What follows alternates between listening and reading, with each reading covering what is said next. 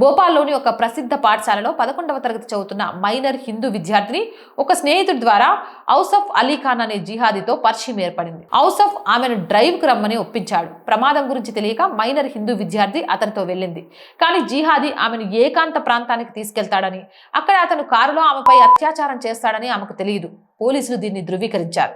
ఇది మాత్రమే కాదు, ఔసఫ్ స్నేహితుడు మజాద్ కారు వెలుపల నుండి మొత్తం సంఘటనను నిక్షిప్తంగా కెమెరాలో రికార్డ్ చేశాడు. ఆ తర్వాత ఇద్దరు స్నేహితులు వీడియోని వైరల్ చేస్తామని బెదిరించి మైనర్ హిందూ విద్యార్థిని ₹1,00,000 వరకు డిమాండ్ చేశారు.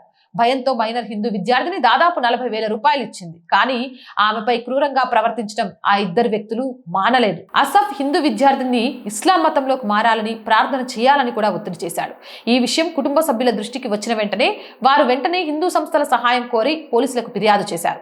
దీని తర్వాత ఇద్దరు నిందితులను అరెస్ట్ చేశారు. కొత్త పరిచయాలను ఏర్పరచుకోవడానికి నిందితులు మునుపటి బాధితులను బ్లాక్మెయిల్ చేయడానికి ప్రయత్నించారా అని కూడా దర్యాప్తు చేస్తున్నారు. పసిపిల్లల నుంచి 60 ఏళ్ల ముసలాం వరకు కూడా పెళ్లి చేసుకొని పిల్లలతో సంసారం చేసుకుంటున్న ఆడదాన్ని కూడా వీళ్ళు వదలరు. కాబట్టి హిందూ ఆడపిల్లలే జాగ్రత్తగా ఉండాలి. హిందూ ఆడపిల్లలే కాదు, క్రిస్టియన్, జైను, బౌద్ధు ఈ అమ్మాయిలందరూ కూడా జాగ్రత్తగా ఉండాలి. వాళ్ళ మతం కానీ ఎవరైనా వాళ్ళకు కాపీర్లే.